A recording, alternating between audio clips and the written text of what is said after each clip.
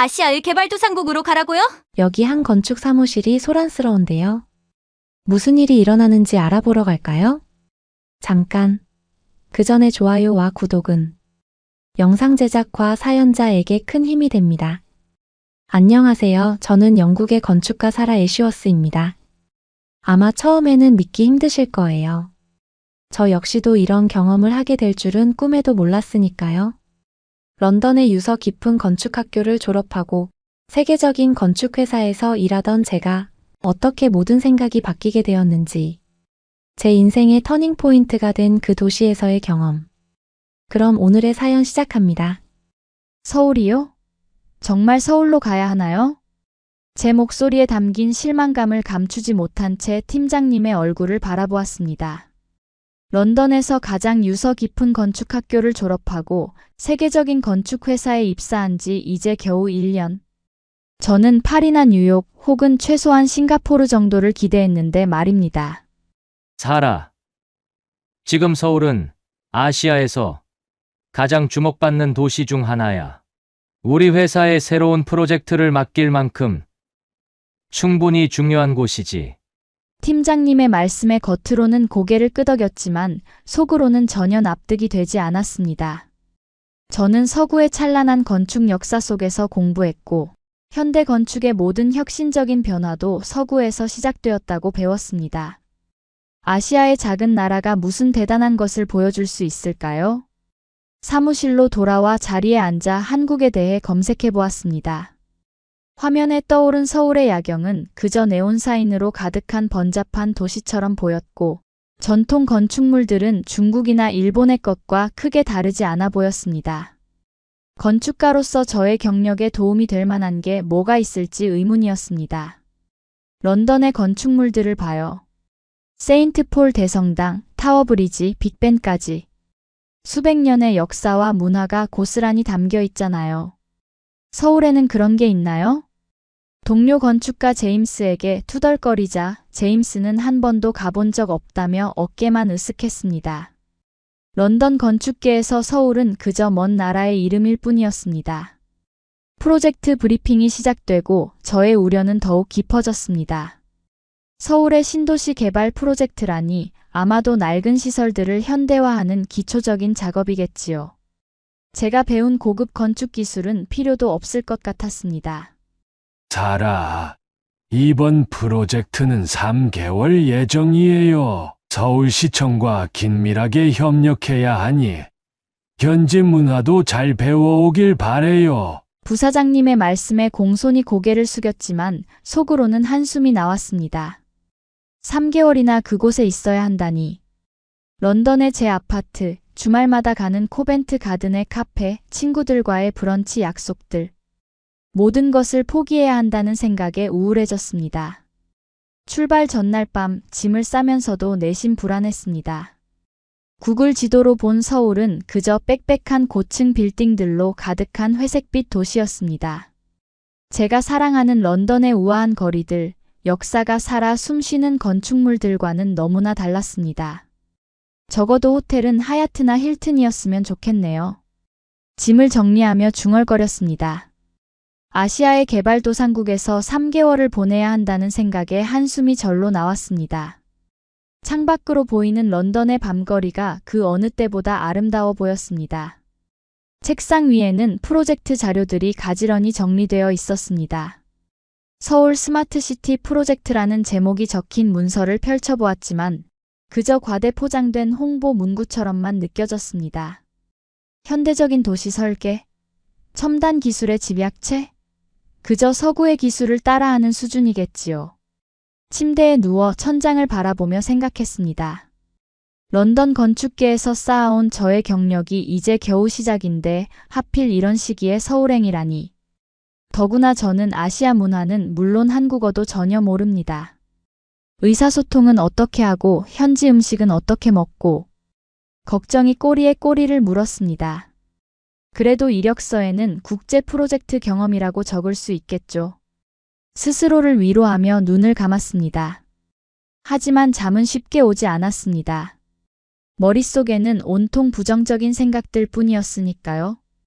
런던을 떠나 낯선 아시아의 도시로 간다는 것. 그것은 제가 상상했던 건축가로서의 첫 해외 프로젝트와는 너무나도 다른 모습이었습니다.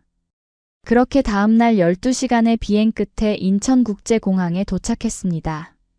기내에서 제대로 잠을 이루지 못해 피곤이 몰려왔죠. 입국장으로 향하는 동안 머릿속으로는 복잡한 입국 절차와 긴 대기 시간을 각오하고 있었습니다. 런던 히스로 공항의 북적이는 입국장이 떠올랐으니까요. 하지만 제 예상은 완전히 빗나갔습니다.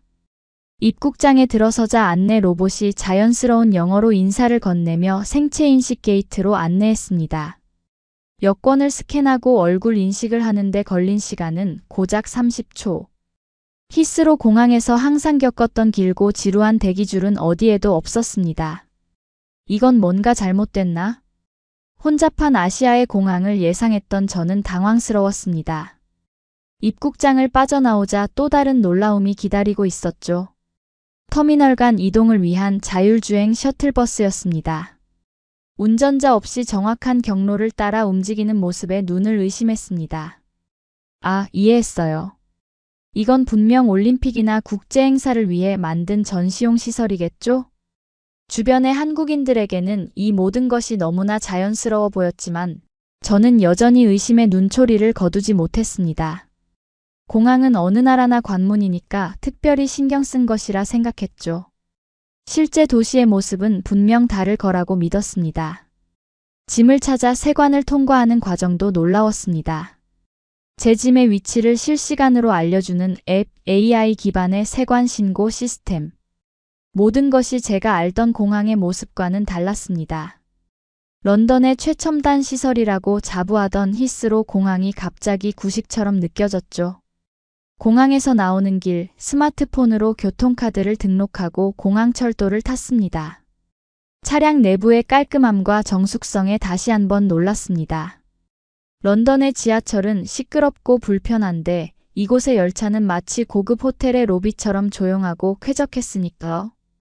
이런 게 가능하다니. 창밖으로 스쳐 지나가는 도시 풍경을 바라보며 중얼거렸습니다. 깔끔하게 정돈된 도로, 미래지향적인 건물들, 곳곳에 보이는 녹지 공간까지. 제가 상상했던 복잡하고 혼잡한 아시아의 도시와는 거리가 멀었습니다. 하지만 저는 여전히 의심을 놓지 않았습니다. 공항에서 도심으로 이어지는 길은 어느 나라나 잘 꾸며놓기 마련이니까요. 실제 도시의 모습은 분명 다를 거라 생각했습니다. 창밖으로 보이는 모든 것이 그저 외국인들에게 보여주기 위한 허상이라고 스스로를 설득했죠. 열차 안에서 무심코 와이파이를 켰는데 놀랍게도 초고속 인터넷이 무료로 제공되고 있었습니다. 런던에서는 상상도 할 수 없는 일이었죠. 메신저를 열어 동료 제임스에게 메시지를 보냈습니다. 믿기 힘들겠지만 이곳은 내가 상상했던 것과 완전히 달라. 하지만 아마도 관광객들을 위한 전시용 시설이겠지? 열차가 도심으로 향하는 동안 저는 계속해서 이런 광경들을 합리화하려 했습니다. 분명 도시 중심부에 가면 낡은 건물들과 복잡한 거리가 기다리고 있을 거라고요. 제 고정관념은 여전히 단단했습니다. 하지만 열차가 서울역에 도착하는 순간 또 다른 충격이 저를 기다리고 있었습니다. 대리석으로 마감된 현대적인 역사, 완벽한 안내 시스템, 그리고 무엇보다 질서 정연하게 움직이는 사람들의 모습까지. 이것은 분명 제가 알던 아시아의 모습이 아니었습니다. 이게 정말 서울의 모습인가요? 택시 승강장으로 향하며 주변을 둘러보았습니다. 모든 것이 체계적이고 미래지향적으로 보였죠. 스마트폰 하나로 모든 것이 해결되는 모습은 마치 공상과학 영화의 한 장면 같았습니다. 호텔로 향하는 택시 안에서도 놀라움은 계속됐습니다. 결제는 물론 길 안내까지 모든 것이 디지털화되어 있었고, 택시 기사님은 유창한 영어로 도시의 이모저모를 설명해 주었습니다. 런던의 택시 기사들과는 너무나도 다른 모습이었죠. 이건 분명 뭔가 다른 게 있을 거예요. 호텔 체크인을 하면서도 저는 계속해서 의심했습니다. 하지만 마음 한켠에서는 작은 동요가 일기 시작했습니다. 제가 그동안 얼마나 편협한 시각으로 이 도시를 바라보고 있었는지 처음으로 의문이 들기 시작한 것이죠. 다음 날 아침 호텔 방에서 준비를 마치고 첫 미팅을 위해 서둘러 나섰습니다. 미팅 장소는 삼성중앙역 근처의 코엑스였죠. 호텔 프런트에서 친절하게 지하철 노선을 설명해 주었지만 저는 자신만만했습니다. 런던의 복잡한 지하철도 능숙하게 다니는데 서울 정도야 쉽게 다닐 수 있을 거라 생각했으니까요. 지하철은 2호선에서 9호선으로 갈아타시면 됩니다. 프런트 직원의 말을 대충 듣고 지하철역으로 향했습니다. 런던의 지하철과 비교하면 단순할 거라 생각했죠. 하지만 이것이 제 오만이었다는 걸 깨닫는 데는 그리 오래 걸리지 않았습니다. 삼성중앙역에 도착해 지상으로 올라가려는 순간 당혹감이 밀려왔습니다. 눈앞에 펼쳐진 것은 제가 본 적 없는 거대한 지하 도시였습니다. 수많은 통로와 에스컬레이터, 끝없이 이어지는 쇼핑몰과 사무실 건물들. 지하철역은 단순한 역이 아닌 거대한 미로의 시작점이었습니다. 잠깐만요. 이게 다 어디로 연결되는 거죠?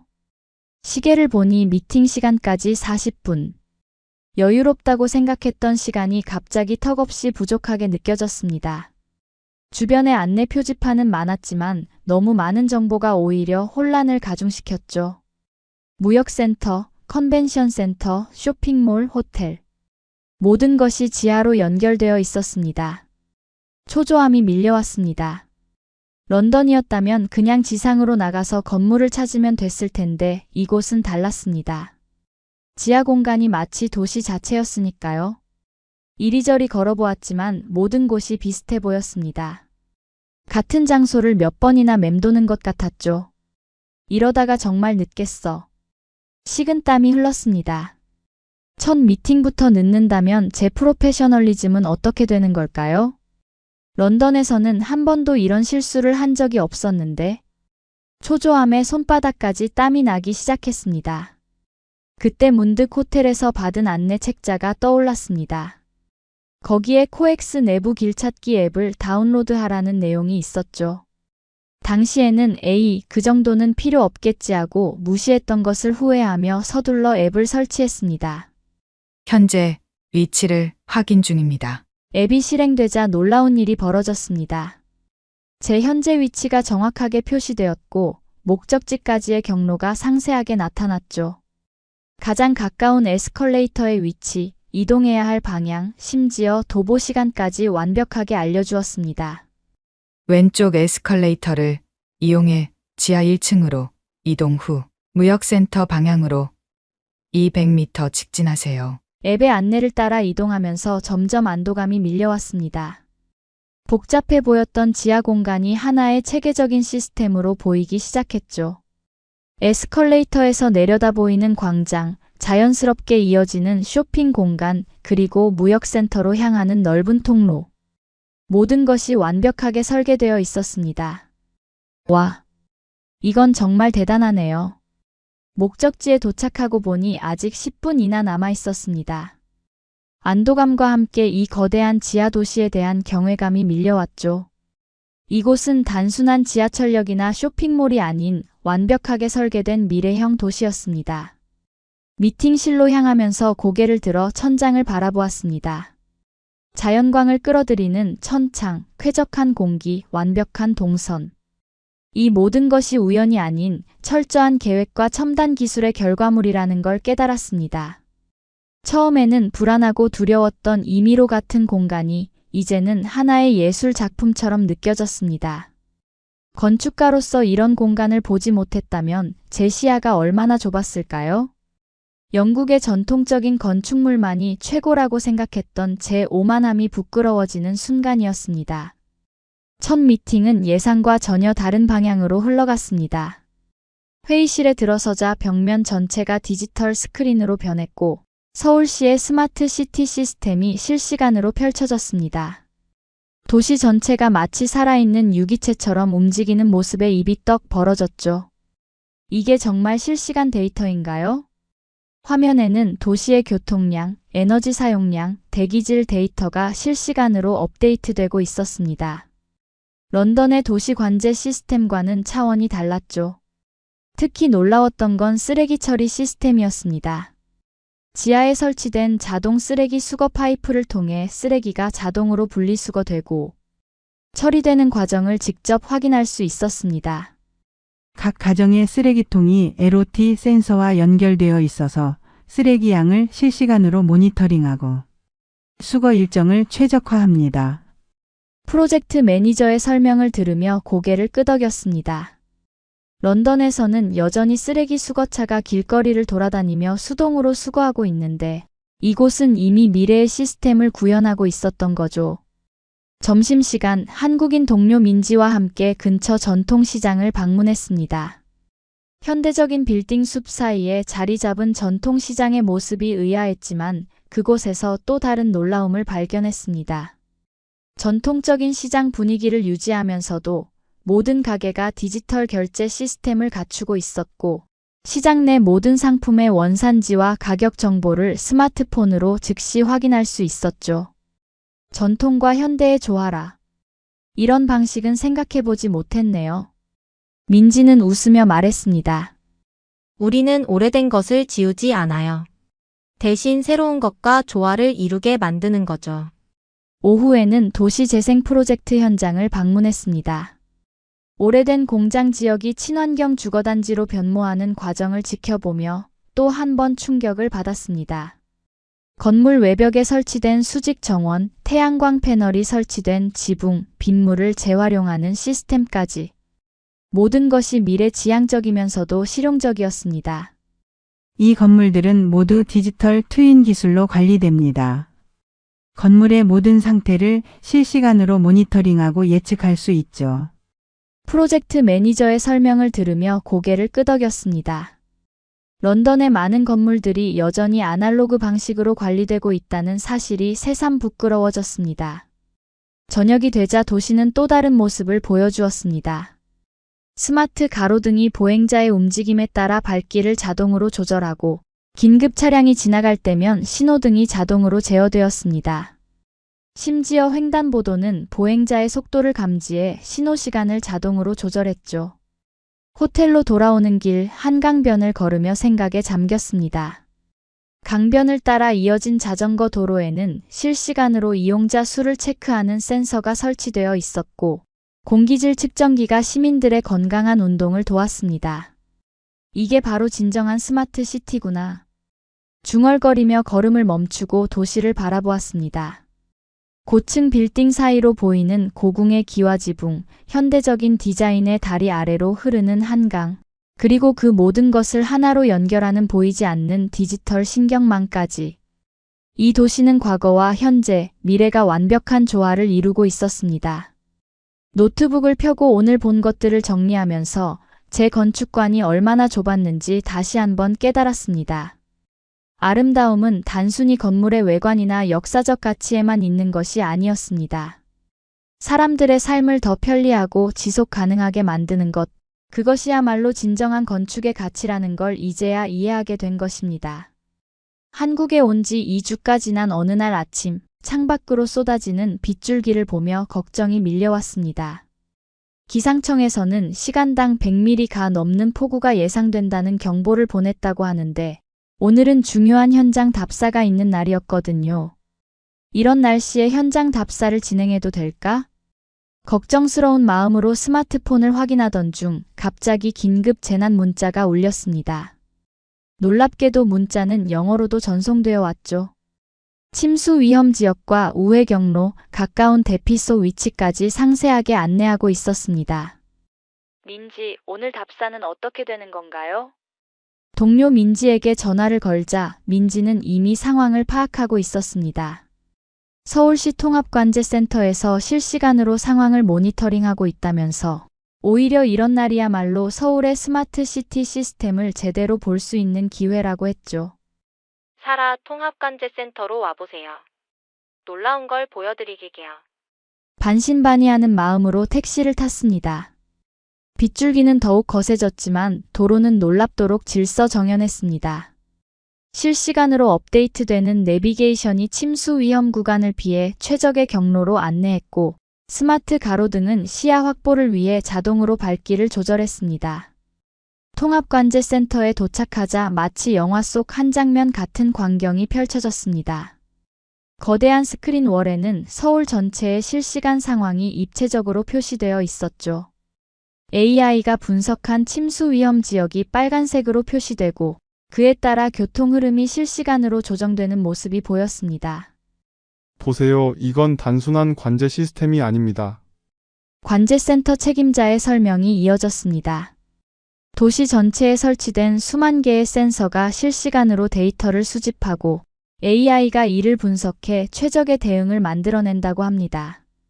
지하철역의 방수 게이트가 자동으로 작동하고 하수구의 수위를 실시간으로 조절하며 긴급 차량의 최적 경로까지 계산해낸다고 하네요. 런던이었다면 이런 상황에서 도시가 마비되었을 텐데.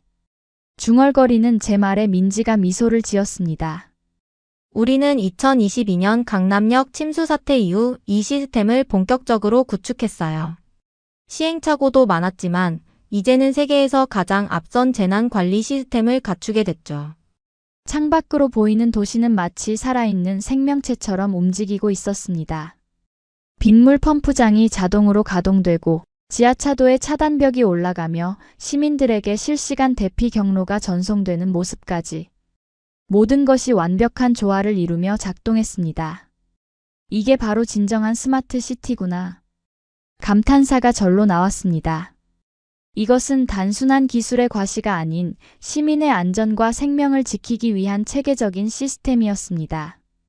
기술이 인간의 삶을 어떻게 보호하고 개선할 수 있는지를 직접 목격하는 순간이었죠.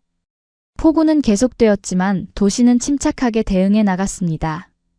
지하철은 정상 운행을 유지했고 긴급 차량은 최적의 경로로 이동했으며 시민들은 믿음직한 안내를 받으며 안전하게 대피했습니다. 이런 게 가능하다니 정말 대단하네요. 벽면에 모니터를 주시하며 생각했습니다. 제가 알던 도시 설계의 개념이 완전히 바뀌는 순간이었습니다. 도시는 단순한 건물과 도로의 집합이 아닌 시민의 안전과 편의를 위해 끊임없이 진화하는 살아있는 시스템이어야 한다는 것을요. 밤이 되어서야 비가 잦아들었습니다. 귀갓길, 젖은 도로를 반사하는 도시의 불빛을 바라보며 생각에 잠겼습니다. 이제는 알 것 같았습니다. 왜 이 도시가 특별한지, 그리고 제가 얼마나 좁은 시각으로 세상을 보고 있었는지를요. 3개월의 시간이 눈 깜짝할 사이에 지나갔습니다. 인천공항으로 돌아가는 길, 창밖으로 스쳐 지나가는 서울의 풍경이 마치 제 마음을 아는 것처럼 아름답게 느껴졌습니다. 처음 이곳에 왔을 때의 불평과 편견들이 이제는 부끄러운 기억으로 남아있을 뿐이었죠. 아, 이제 정말 떠나는구나. 비행기에 오르며 깊은 한숨이 나왔습니다. 노트북을 펴고 그동안 기록해온 프로젝트 노트들을 다시 한번 훑어보았습니다. 스마트 시티 시스템, 재난관리 체계, 전통과 현대의 조화로운 공존. 이 모든 경험이 제 안에서 새로운 영감으로 발현되고 있었습니다. 런던의 사무실로 돌아온 첫날, 팀장님께 특별한 제안을 드렸습니다. 서울에서의 경험을 바탕으로 런던 도심 재개발 프로젝트의 새로운 청사진을 그린 것이죠. 단순한 건물 리모델링이 아닌 도시 전체를 하나의 살아있는 유기체로 만드는 혁신적인 계획이었습니다. 이건 정말 흥미로운데요? 팀장님의 눈이 반짝였습니다. 제 제안은 곧 회사의 주요 임원들 앞에서 발표되었고 놀랍게도 폭발적인 반응을 얻었습니다. 특히 재난관리 시스템과 시민 참여형 도시 설계 부분에서 많은 관심이 쏟아졌죠. 런던의 전통을 해치지 않으면서도 미래 지향적인 변화를 이끌어낼 수 있다는 거군요. 부사장님의 말씀에 자신 있게 고개를 끄덕였습니다. 과거의 저였다면 상상도 하지 못했을 일이지만 이제는 확신이 있었습니다. 전통과 혁신은 결코 대립되는 개념이 아니라는 것을요. 프로젝트는 영국 건축계의 파문을 일으켰습니다. 동양의 기술을 도입하자는 제안에 처음에는 의구심의 시선이 많았지만 구체적인 성공 사례와 데이터를 제시하자 점차 관심으로 바뀌어갔습니다. 영국 건축 저널에 기고한 제 글은 많은 건축가들의 호응을 얻었고 여러 컨퍼런스에서 연사로 초청받기 시작했습니다. 서구 중심적 사고를 벗어나야 합니다. 진정한 혁신은 다양한 문화와 기술의 융합에서 시작되니까요. 한 컨퍼런스에서 이런 발언을 했을 때 청중들의 반응은 뜨거웠습니다. 특히 젊은 건축가들 사이에서 제 이야기는 새로운 영감의 원천이 되었죠. 더 이상 서구의 건축만이 기준이 될 수 없다는 인식이 서서히 퍼져나가기 시작했습니다. 6개월 후 저는 다시 한국을 찾았습니다. 이번에는 영국 건축가들의 연수 프로그램을 이끄는 인솔자로서였죠. 민지를 다시 만났을 때 서로 얼마나 많이 성장했는지 이야기를 나누며 웃었습니다. 사라, 이제는 완전히 달라졌네요. 민지의 말에 미소를 지으며 고개를 끄덕였습니다. 달라진 건 저뿐만이 아니었습니다. 제 주변의 모든 것이 세상을 바라보는 시각이 변화했으니까요. 이제는 매달 한국과 영국을 오가며 양국의 건축 교류 프로그램을 진행하고 있습니다. 우리는 서로에게서 배울 점이 많아요. 이제야 그걸 깨달았죠. 런던 시청의 도시 재개발 자문위원으로 위촉되었을 때 첫 회의에서 이런 말을 했습니다. 더 이상 어느 한쪽의 우월성을 논하지 않고 서로의 장점을 배우고 발전시키는 것. 그것이 진정한 글로벌 협력의 모습이라고 믿게 되었으니까요. 오늘도 제 책상 위에는 서울과 런던을 오가는 비행기 티켓이 놓여 있습니다. 두 도시를 잇는 다리가 되어 새로운 미래를 만들어가는 일은 제게 더할 나위 없는 보람이 되었습니다. 한때의 편견이 이런 값진 경험의 시작이 될 줄은 그 누가 알았을까요? 지금까지 영국의 젊은 건축가 사라 애쉬워스의 사연을 들어보셨습니다. 처음에는 한국을 아시아의 작은 개발도상국 정도로만 생각했던 사라가 서울이라는 도시를 통해 어떻게 성장했는지 그 여정이 마음 따뜻하게 다가오지 않으셨나요? 때로는 우리가 살고 있는 이 도시의 가치를 우리 스스로도 미처 알지 못할 때가 있습니다. 수십 년이라는 짧은 시간 동안 이룬 우리의 발전이 세계인의 눈에는 이토록 놀라운 것으로 비춰진다는 사실이 새삼 가슴 뭉클하게 느껴지네요. 전통과 현대의 조화, 편리함과 안전함이 공존하는 도시, 그리고 그 속에서 살아가는 시민들의 일상까지 우리가 당연하게 여기던 것들이 사실은 세계가 주목하는 미래였던 거죠. 사라의 사연처럼 이제는 전 세계 많은 사람들이 우리의 도시에서 미래를 발견하고 있습니다. 그들의 눈에 비친 대한민국은 어쩌면 우리가 생각했던 것보다 더 빛나고 있는지도 모르겠습니다. 지금까지 감동다방이었습니다. 따뜻한 사연 보내주셔서 감사합니다. 시청자 여러분 따뜻한 하루 되세요.